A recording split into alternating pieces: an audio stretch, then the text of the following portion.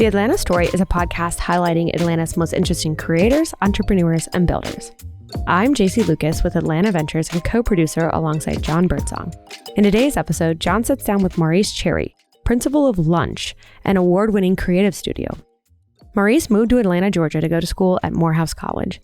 In addition to running his creative studio, Maurice has performed over 400 interviews for the widely popular podcast Revision Path, which was the first podcast to be added to the Smithsonian's National Museum of African American History and Culture. In today's episode, Maurice shares insights into his creative inspiration, what makes for a good podcast interview, and what's ahead for digital creators over the next decade. We hope you enjoy the show and subscribe to The Atlanta Story.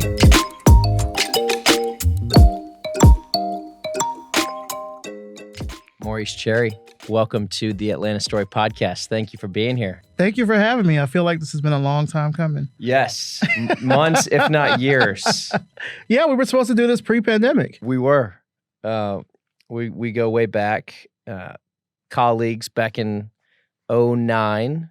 12 years ago, pretty much, yeah. 12 years ago. A lot to cover today, and excited to jam a little bit on just what's been going on, what you've been doing. Let's start with just COVID. Last 15 months. How's it been? Yeah, how have you kept yourself busy? How have you maintained creative energy? Your work from home specialist. Anyway, which I want to get into, but okay, just talk about the last 15 months. The last 15 months has been trying. I would say it's been trying for most people. I'm very fortunate in that I didn't have anyone close to me that passed away from COVID. I certainly knew people that were sick with COVID, and so I'm very fortunate for that. Also very fortunate, honestly, to have been in a position to really weather a lot of the pandemic without even working. I was out of work for half of 2020. And, I'm glad to have been in the position where I could do that safely and not have to really interact with people and have the potential to expose myself to the virus. But outside of that, the ways that I sort of kept creative juices flowing was really the podcast. The fact that I was able to talk to different people week in, week out really helped out a lot. I also did a fair amount of speaking gigs in the latter half of 2020 because it was just easy. I could just log on and speak, to anyone. So between those two things and honestly just randomly checking up with friends and checking in with family and everything, I hate to say that I got into a bit of a rhythm with it, but it kind of kept going, it was something where once I sort of had the rhythm of do the show, check in with people, do this, do that. I'm good with a schedule and with a routine. And so to that end, I was able to really kind of keep things going fairly easily. Even when I eventually did start work close to the end of 2020 coming into this year, I was still able to keep things going. Sure. And I want to get into the podcast because you're 400 episodes deep in Revision Path, been wildly successful, added to the Smithsonian. So there's a lot to talk about there. But let's bring it back a little bit to just growing up in Selma.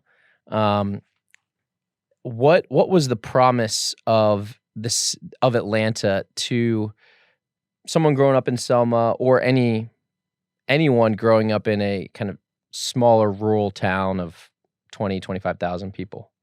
Honestly, Atlanta was sort of like the grand prize.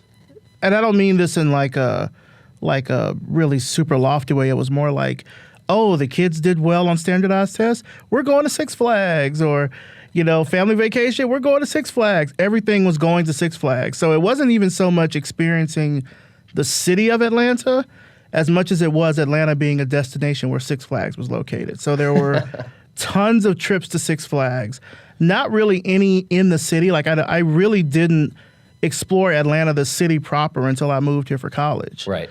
But certainly as a kid, it was always oh, we're going to go do this in Atlanta. And really, it was just we're going to Six Flags. So every year, I'd say probably not from K through 12, certainly maybe from second or third grade on up, we go to Atlanta every year just to go to the amusement park.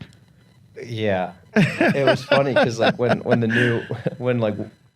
the Superman ride came, it was like big, or Batman, or the Ninja. Yes, the Ninja. Yeah. And what was the the water ride with like you were this big yellow. Yes, and it spun you around. Yeah. I remember that very vividly. I have pictures, or my mom has pictures. Well, actually, I probably have pictures of me in like second grade, probably at Six Flags, and I'm just looking dazed and confused, like, why are we here? Like, I'm on a Tasmanian Devil roller coaster. Like, why are we here? I'm like sitting on one of those bouncy horses with this expression, like, because you placed well in your grades, right? Yeah, standardized tests. Like, if you did good, then it was like you had a pizza party, and then it was like, oh, we're going to Six Flags. Like, that was always the promise. So your transition to Atlanta proper, Morehouse College, and walk us through that decision. I tell people that Morehouse wasn't really a decision. It was an escape plan. So I really just wanted to leave Selma, really wanted to leave Alabama, but Selma in particular, I wanted to leave very badly when I was in high school. And it was because I think of a few things. One, I mean, I came from that generation sort of right after Bloody Sunday and everything. And when you're in a city that's that close to such a visceral part of American history, it never really goes away. It just kind of continues in different formats. And certainly, like, I experienced racism when I lived there. Friends of mine did. My parents did, et cetera. So, like, you just don't even want to be in that crucible of I don't want to say of hate, but certainly of, like, indifference and discrimination and stuff like that. But also, it's very easy to stay in that. And I think that's something that maybe unless people grew up in a small town like Selma don't really understand. Like, it's very easy to stay in that same space of, like, family, church, school, and like that's your entire life. That's it. Maybe you may go to Montgomery and go to the mall, but you're coming right back to Selma. Like, it's so easy to stay in that bubble. And I just wanted to really like escape and get out, because through middle school and high school, I had started pursuing a lot of my creative interests. I started really getting into music. I was writing a lot more. And I knew that there was more out there besides what was in Alabama. And I have to say, this is like 1995 to 1999. So this is also really the advent of the World Wide Web. Yep. And so I was able to like go to our computer lab in school and see that like, oh, there's a world outside of here where most people were really not interested in the internet at all in high school, which is a far cry from now. Let's say that, like, you tell kids now that nobody in the mid-90s was really on the internet like that, they'll look at you like you were, I don't know, trying to rub two sticks together to make fire or something. But it wasn't a thing. Like, we had pagers. We certainly didn't have cell phones. And that wasn't just because it was the country. It's just that the technology wasn't as prevalent as it is now. And I just wanted to get out. Like, I knew that there was more out there. And so I was talking to a buddy who felt like that in Birmingham, right? And but Birmingham is it's one of the economic engines of Alabama, and so it was just, I guess it's all relevant. And people in Atlanta feel that, and when they go to New York. So maybe it's just like a grass is greener kind of thing. I don't know. But I definitely knew that there was more out there and wanted to experience it. And I think it really sort of catalyzed for me initially when I saw the Olympics. Yep. Like being in Alabama and then seeing the Olympics taking place in Atlanta and the parade and all that sort of stuff. And like just knowing that there was more. Also just hearing about like Freaknik and like tales of, oh, Atlanta is this place. And this is not necessarily to say that I really was gravitating towards Atlanta, but just really gravitating towards a life that wasn't where I was right now, where I felt stifled and couldn't grow and couldn't really branch out and do new things and try new things, et cetera, And so when it came time for me to apply for colleges, I wanted to go anywhere that was not in Alabama. And granted, my grades and everything were high enough where I could have went to any school in Alabama on a full ride. I didn't want to. And Morehouse came to me on my senior awards day and had like presented me with a full ride scholarship as well as a scholarship for their NASA program, Project Space. And when, of course, Morehouse has such a lofty name, particularly in the Black community, you know, people are like, oh, Martin Luther King Jr. went there and everything. And so it was, to me, I'm like, well, I guess I'm going to Atlanta, because also it was close enough for my mom to visit. She was like, I'm not getting on a plane. I'm not going to California. I'm not going, you know, to New York or, you know, Cambridge or wherever, Boston, et cetera. And so it was close enough, you know, for her to visit, but far enough away for me to sort of establish myself as much as one could at that age, you know, Sure. in college. Yeah. So at Morehouse, you study, is it comp sci? I started out in the dual degree program there doing comp sci and computer engineering. Yeah. And then, you know, let's fast forward a little bit to a lot of your creative endeavors, but more, you know, graduate, and there's you and I connected not too far after you graduated, but you also No, I'm trying to think. That was because you graduated 03. 03. Yeah.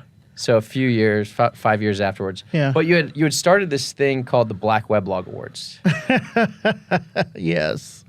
And I was like, oh wow, this is pretty cool. And this there's this motif in your career of building community while having an existing job, but let's talk about the Black Weblog Awards, because it was pretty pioneering stuff back in 05.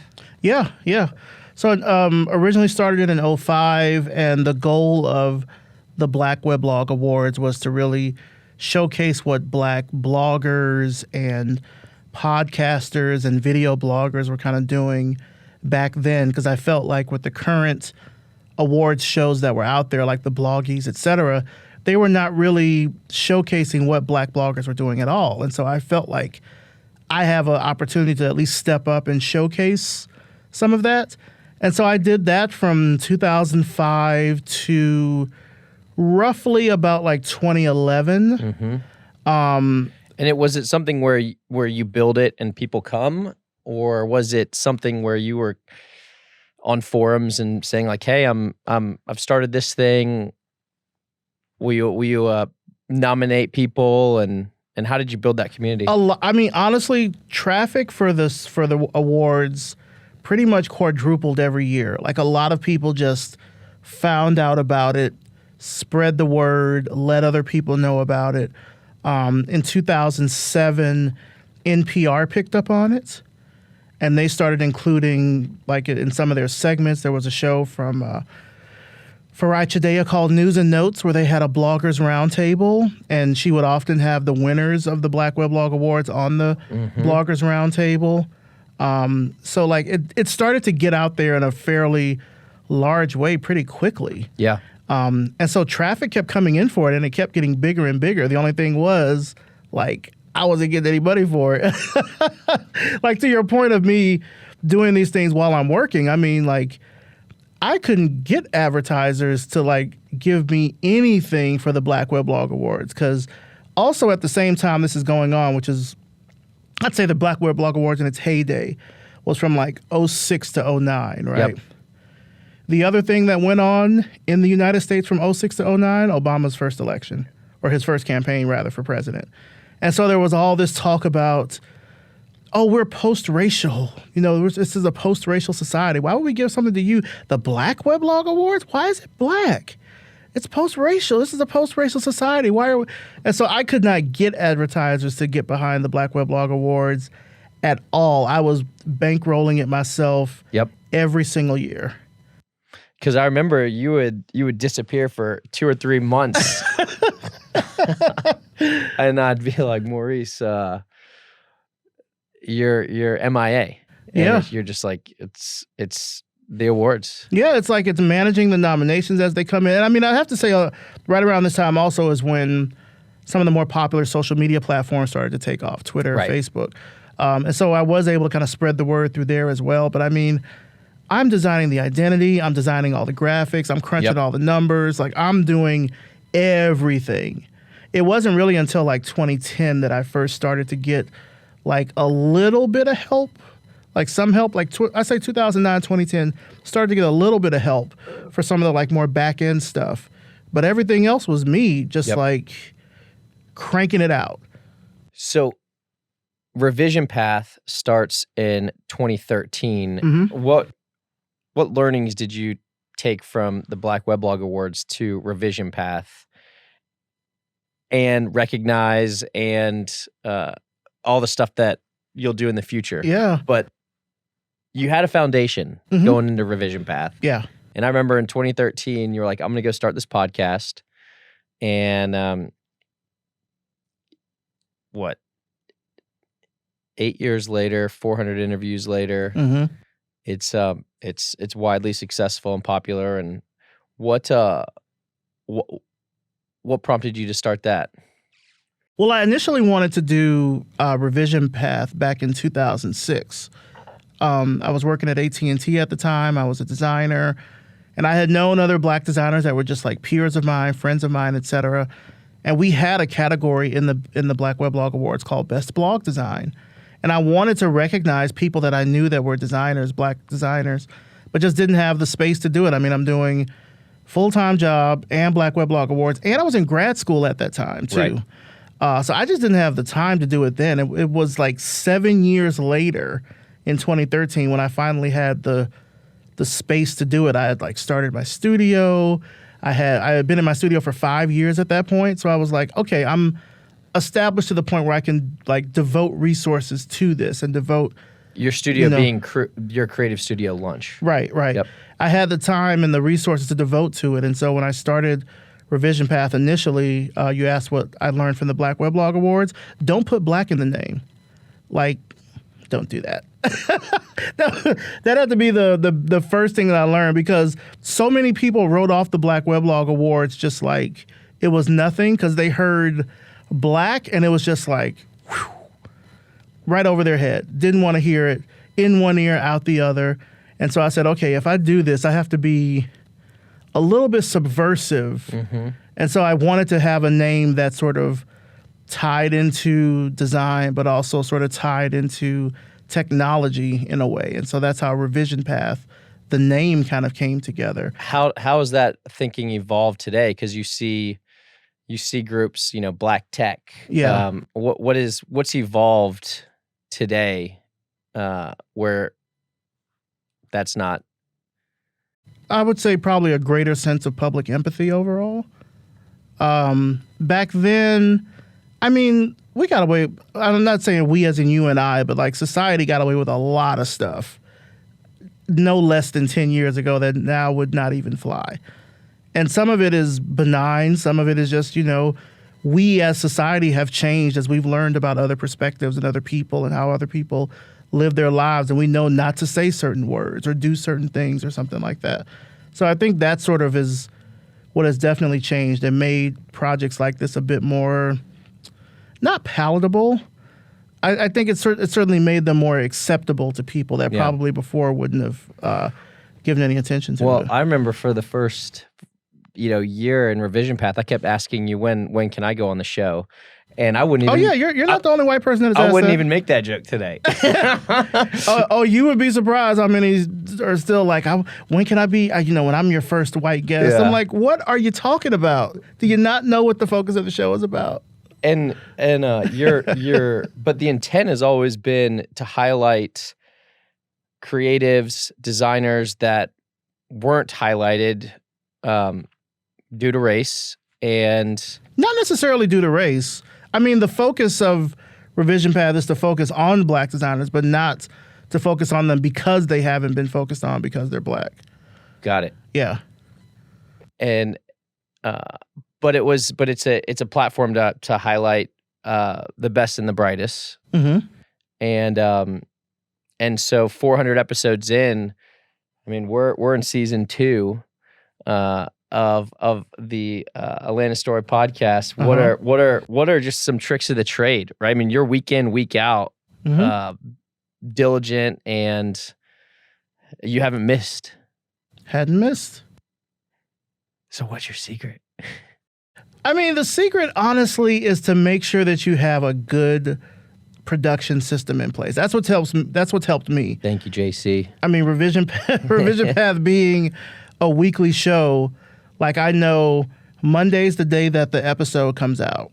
Tuesday, we go into production for next week. That's also when I start recording like intros and outros, because I do that every week. Record that. Wednesday, I will write up show notes, send that off to my social media person.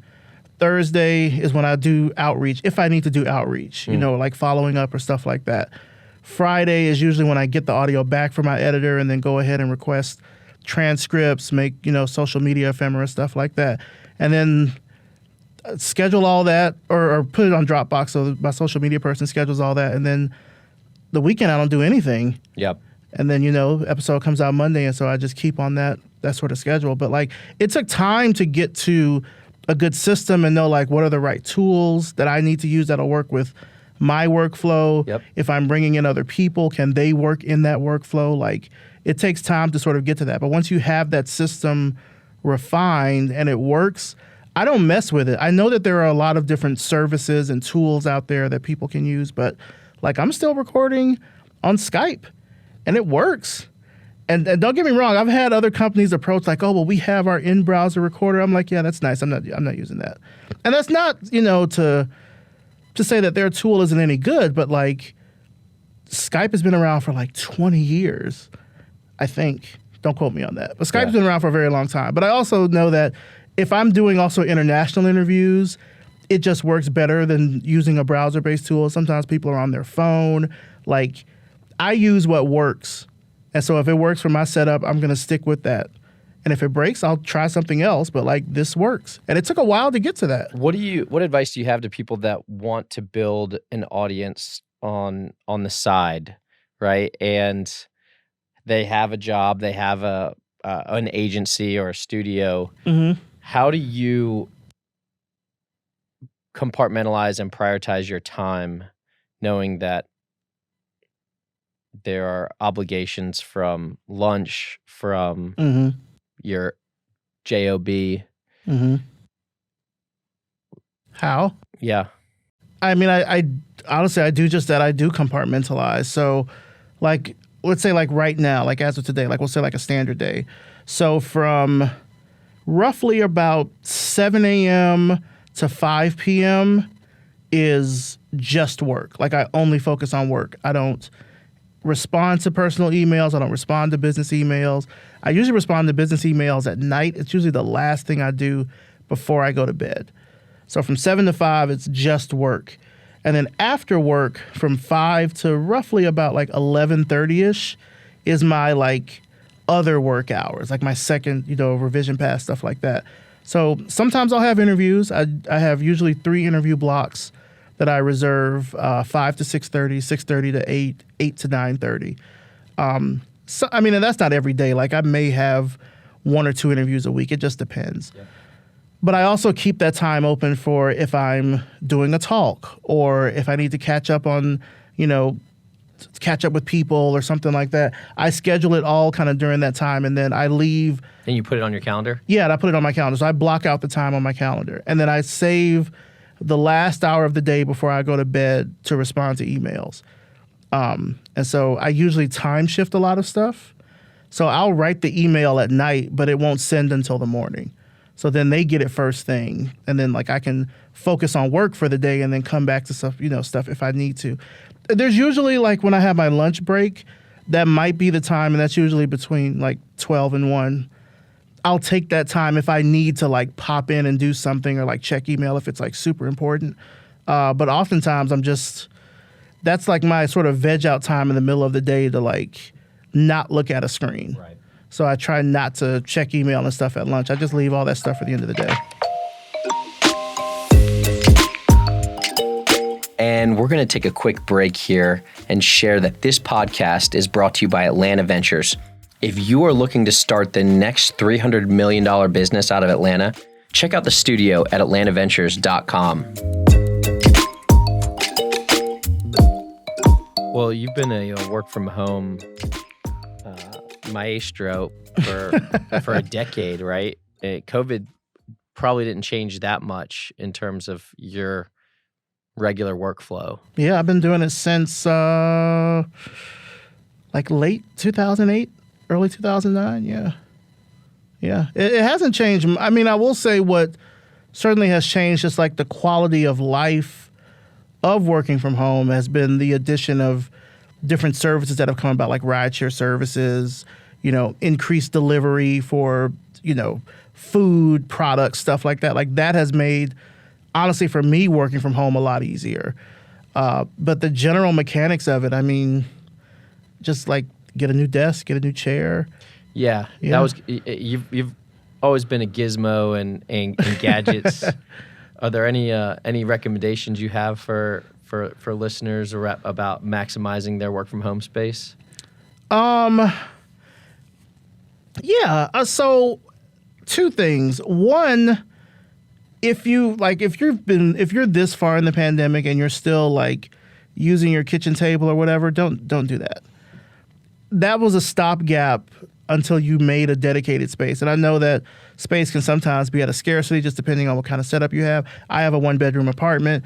And so I just carved out a corner of my bedroom, and that's just my workspace. So my desk is like in the corner against the wall. And in a way, it's also easy for me to ignore it if I have it kind of off in the corner. So even like when I'm not working, I know it's there, but like it's not in my face in that sort of way, if that makes any sense. Yep. Also, in my apartment, I have a lot of smart lights. And so I play around with lighting modes a lot. So I've got a wake up mode at 7 a.m. All the lights in the bedroom come on. News starts playing on the smart speaker. That's like the key to like get up, get out of bed, get started for the day.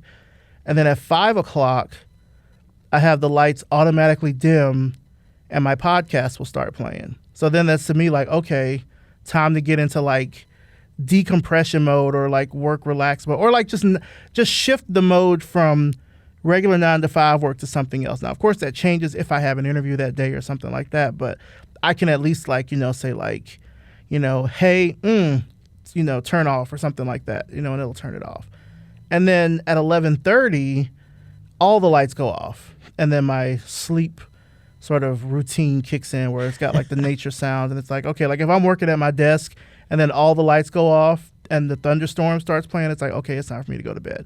Like it's time for me to wrap up whatever I'm doing and just do that. And so that kind of like lighting rhythm has helped me. Yeah. Because like if all the lights in my apartment, well, not in my apartment, but in my bedroom are on, then it's like, okay, work mode, overlight lamp is on, desk lamps are on. I also have a key light on my desk, and that's controlled through an app, but you can also control it on the computer or whatever.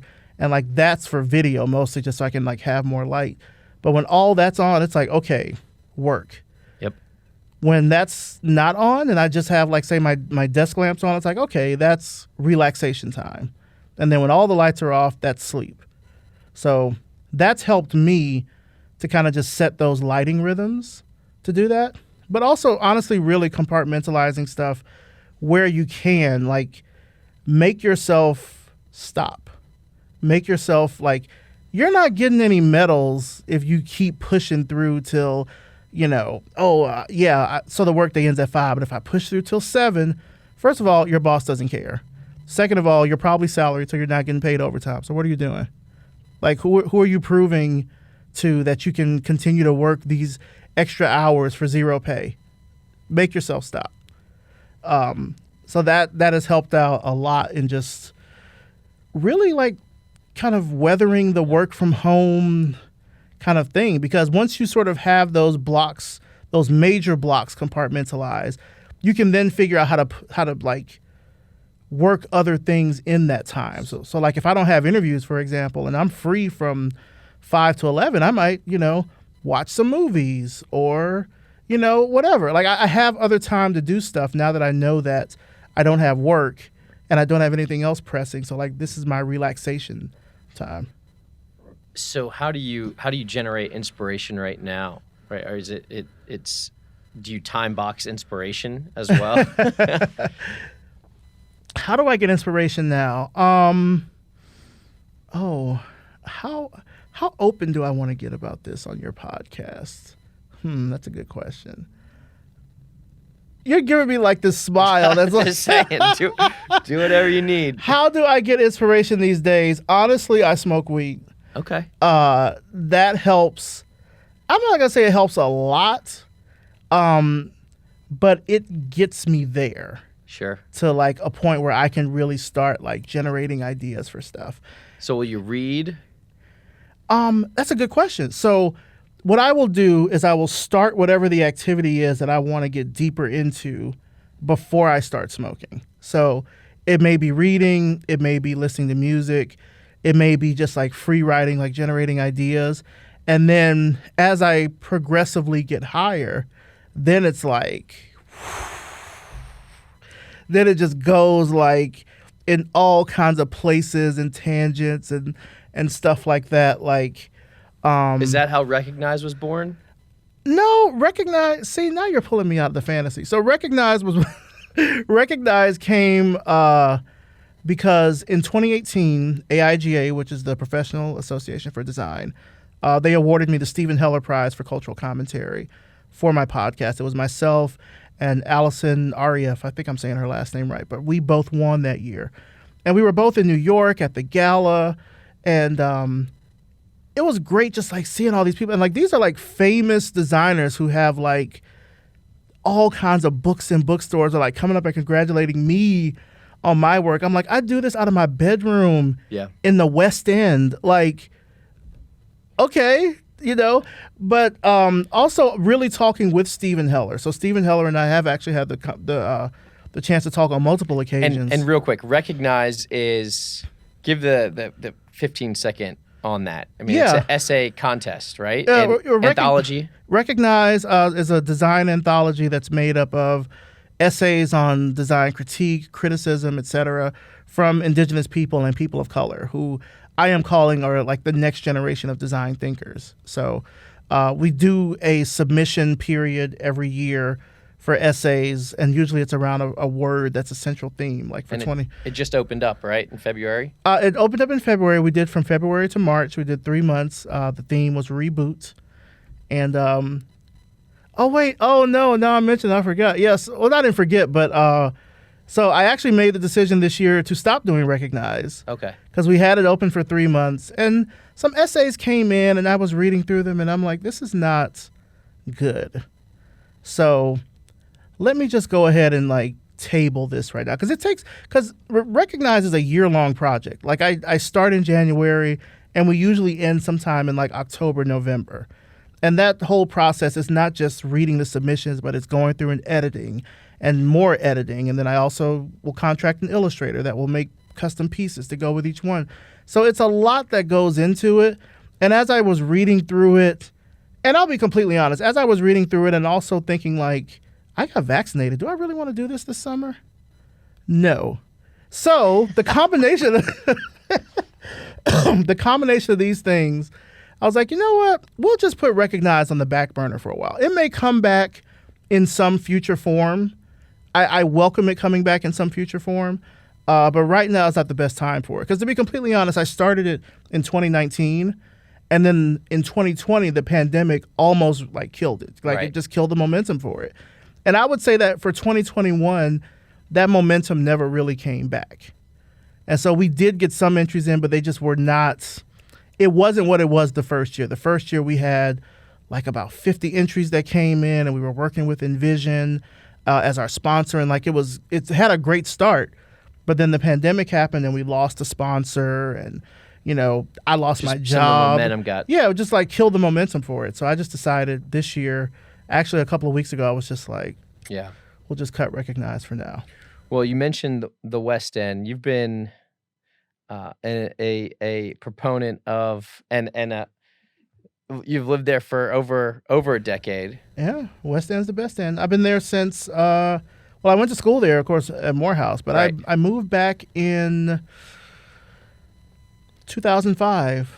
I was just starting at the Georgia World Congress Center as their electronic media specialist, and I moved from Buckhead back down to the West End to be closer to work, first of all, but second of all, because I kept getting harassed by the police in Buckhead.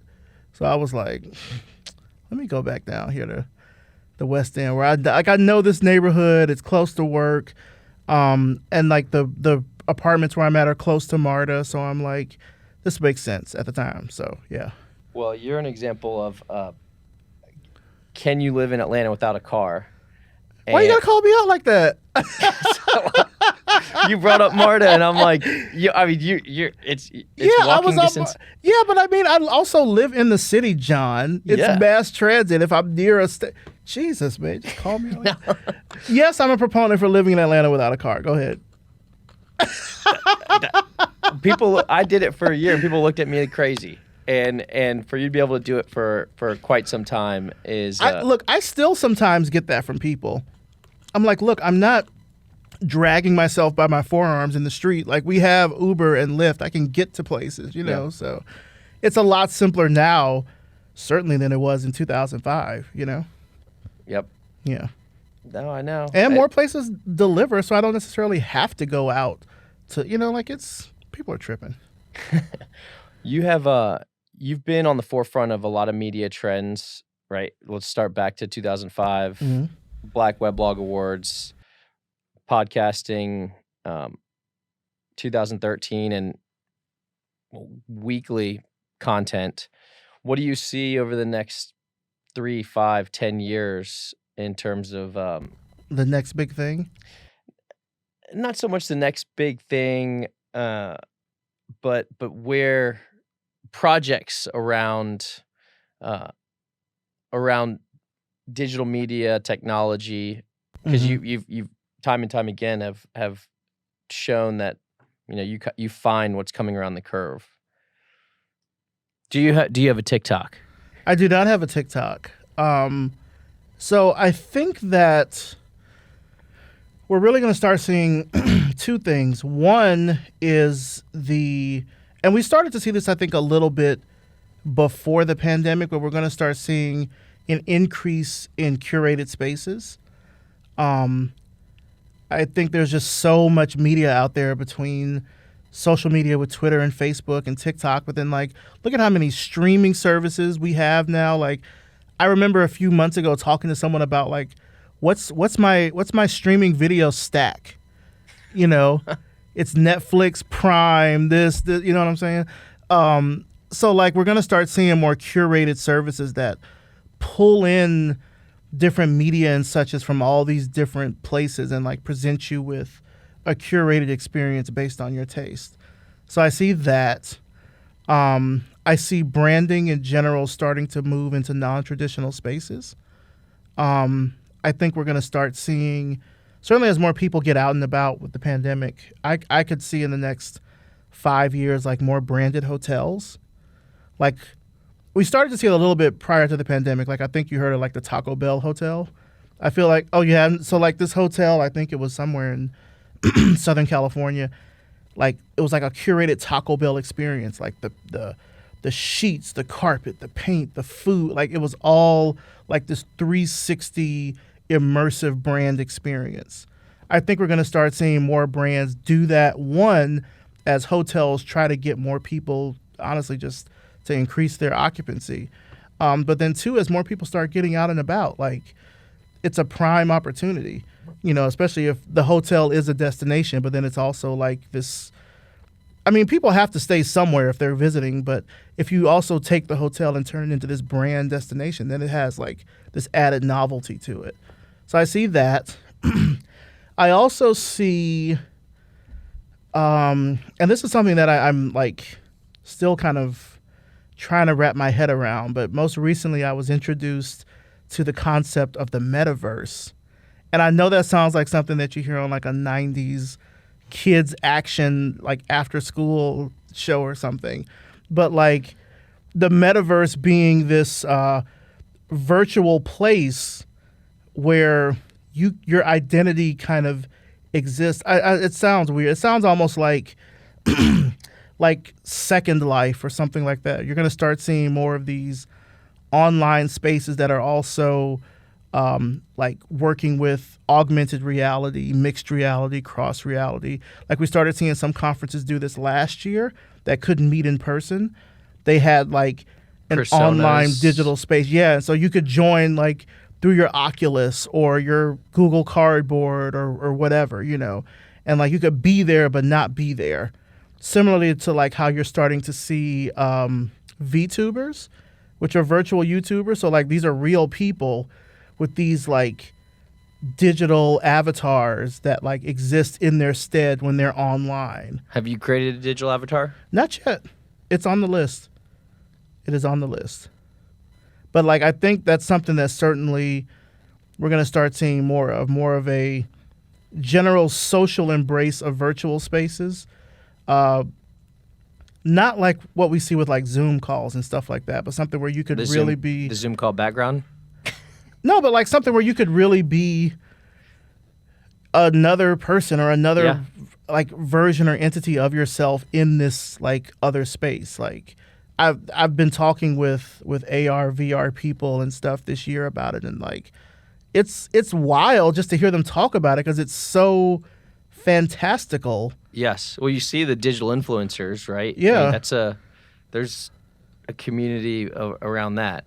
Yeah, but like there's also there's like this YouTuber / musician named Corpse Husband that is literally just like it's a guy's face or something, and like you hear his voice might be digitally altered, who knows, but like it's him, and he has streaming hits on Spotify, and he has, you know, millions of subscribers on YouTube, and it's like, who is this person? Which is so funny because I remember, you know, back in 2005, 2006, that sort of stuff did not fly.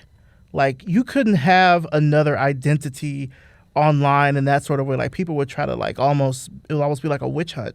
Like who is the person behind such and such? And now sort of what we were talking about before with, you know, sort of increased empathy with society. Now there's less of that kind of witch hunt mentality and more of like, oh, well, let's respect their privacy, you know? So it's, I think we're going to start seeing that more in the next few years. Where do you take revision path, right? Knowing that you've reached a pretty preeminent status, being added to the Smithsonian, and where do you go from here?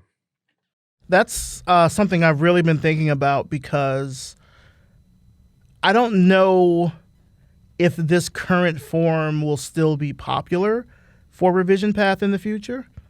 I mean, I think certainly the concept of being able to tell these stories and share these stories is something that is profound, but is it still going to be a podcast? Maybe it's a video, maybe it's a documentary, maybe, you know, I don't know what the next form of revision path looks like yet. I have been thinking a lot about just like archiving and preserving of digital spaces in general. This really sort of came about to me initially last year in the wake of all of the like protests and things that happened after George Floyd was murdered, and really seeing the parallels between now and looking back to like the civil rights movement in like the mid to late 60s. And I remember searching through a lot of old archives of Ebony magazine, Jet magazine, just kind of trying to see what people were talking about this time and how it was being covered. And what I was really kind of sort of mapping it to is like from there to now, but then also thinking, okay, it's 2020. In 2075, how are people going to look at what happened in 2020? Will they even be able to look at what happened in 2020? Because so much of what we do is digital and therefore can be easily overwritten. We see how media sort of conglomerates together and has things behind paywalls. Like, it's hard to find stuff online from just like 5 years ago, let alone past that. So I've been thinking with Revision Path, like, how do I, of course, still build on this archive, but then also preserve it in a way where people in the future could still be able to research it, ingest it, listen to it, etc., if they need to. It's interesting because one of my final questions is, how do you want your legacy to be remembered? How do I want my legacy to be remembered? I mean, I want to have a legacy. That would be a good start. I don't want I don't want to be forgotten, or someone's like, yeah, you remember that podcast? I think so. It's called Pathfinder. Stop. I mean, I certainly want to have a legacy, certainly, but I mean, I think I want to be remembered for someone that is all about sort of showcasing the beauty and diversity of what can be perceived as a monolithic set. Like, I know people look at, say, for example, the archives of Revision Path and just think, oh, it's just a whole bunch of black people. But, like, yes, it is a whole bunch of black people, but there is so much diversity in here just in terms of, like, the type of work they do, where they live. There's gender diversity, sexual orientation diversity. It's men, it's women, it's trans. Like, there's so much diversity in this that, like, I just want to make sure everyone knows that this is, like, when people think, for example, of black designers and they think of Revision Path, they know that all of these things, all of these people that I've interviewed are possibility models for them, that they can look at them and see, oh, this is how I can do this kind of work, or this is how I can be this kind of person. So I want my legacy to show that I've been able to create these platforms that really allow these people to shine.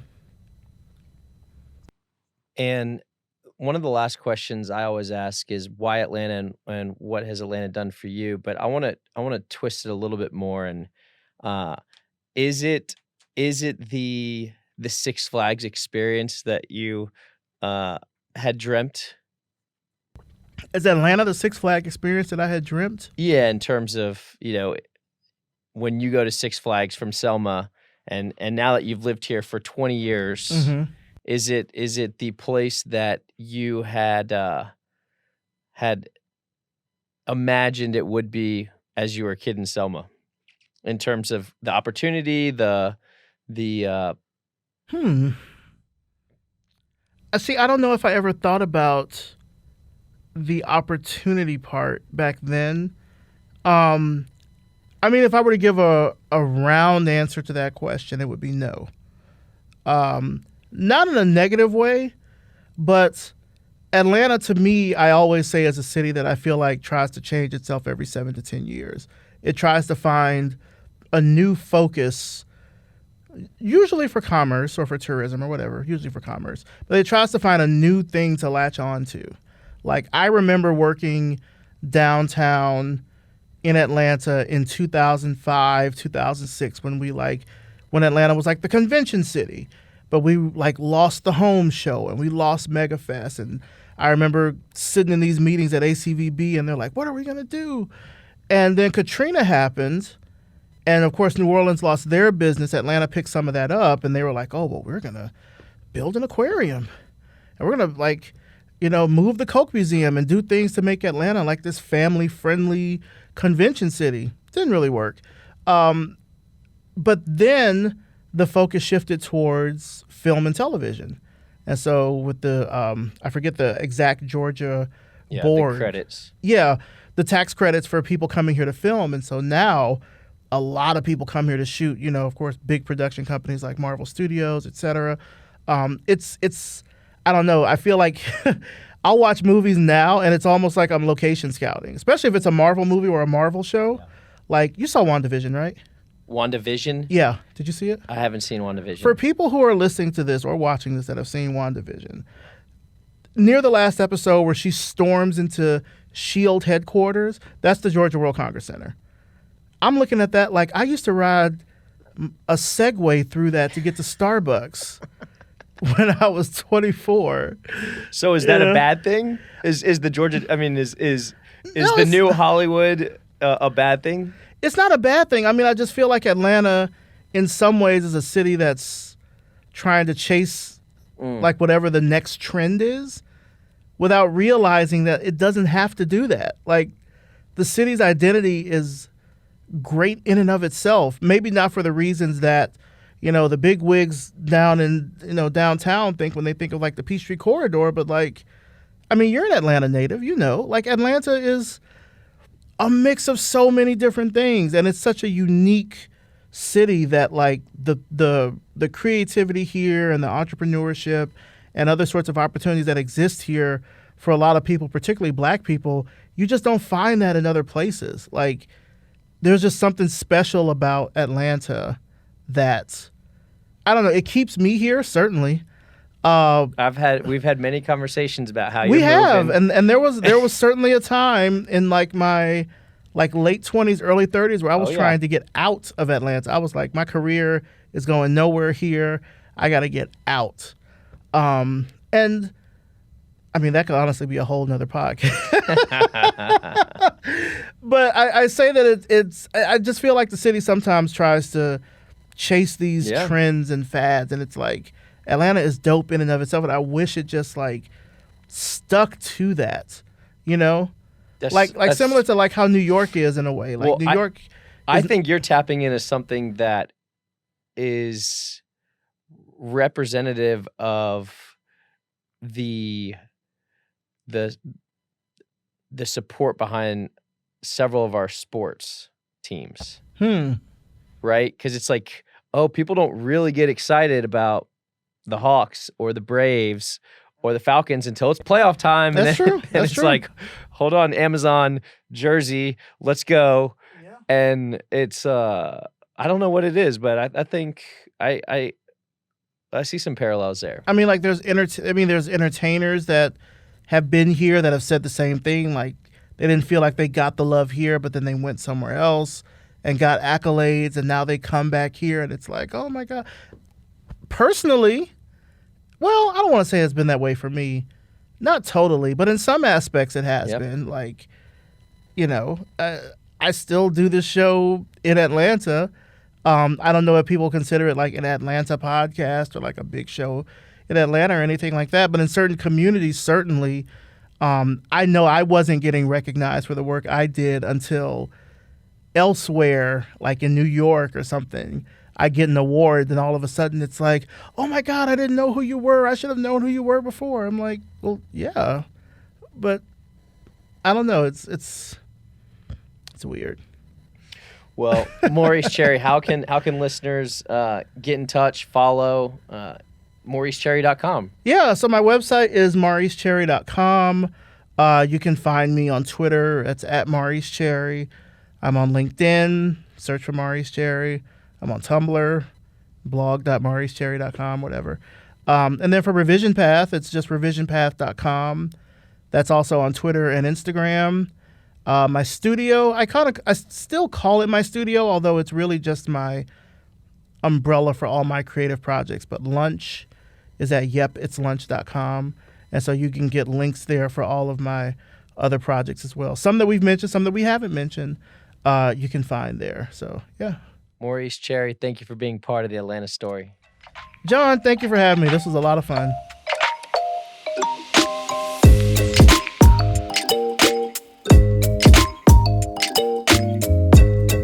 This podcast is brought to you by Atlanta Ventures. It was co-produced by J.C. Lucas and Jon Birdsong. If you are looking to start the next $300 million business in Atlanta, check out the studio at atlantaventures.com and the companies we work with who've done it before. Thank you for listening to this episode. If you enjoyed it, please share it at your next coffee meeting or dinner greeting, rate it, and write a benevolent, eloquent review.